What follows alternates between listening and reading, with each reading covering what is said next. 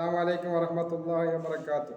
الحمد لله رب العالمين. اللهم صل على سيدنا محمد وعلى آل سيدنا محمد. ഇന്ന് അധിക പേരിലും കണ്ടുവരുന്ന ഒരു ദുശീലമാകുന്നു പുകയിലയും മറ്റ് ലഹരി വസ്തുക്കളും ഉപയോഗിക്കുന്നത്.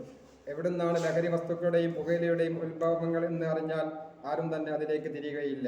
മഹാനായ തായബ് ഉസ്താദ് പറയുന്നു, ഇബ്ലീസ് മൂത്രമൊഴിച്ചതും തള്ളുന്നു, മീനിന്റെ ചുണ്ടിൽ വെച്ചതും വലിക്കുന്നു.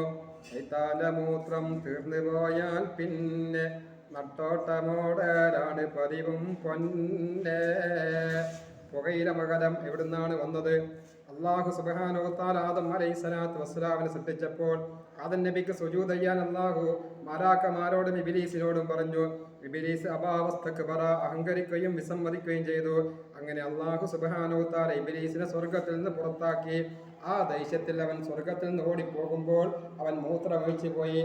അങ്ങനെ ആ മൂത്രത്തിൽ നിന്നാകുന്നു പുകയിലൂടെ ആ ചെടി മുളച്ചതെന്നും, അങ്ങനെ ഇബ്ലീസിന്റെ മൂത്രം അവന്റെ തൊള്ളയിലെത്തിയാൽ ആ വീഡിയോ മറ്റ് ലഹരി വസ്തുക്കളോ തീർന്നു പോയാൽ പിന്നെ അവൻ അതിന് വേണ്ടി നട്ടോട്ടം ഓടുകയാണ് പതിവെന്നും ബഹുമാനപ്പെട്ട തായബ് ഉസ്താദ് പഠിപ്പിച്ചിട്ടുണ്ട്.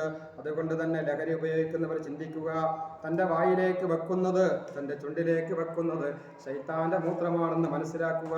അള്ളാഹു ലഹരിയിൽ നിന്ന് നമ്മെയും നാമുമായി ബന്ധപ്പെട്ട എല്ലാവരെയും കാത്തു രക്ഷിക്കട്ടെ.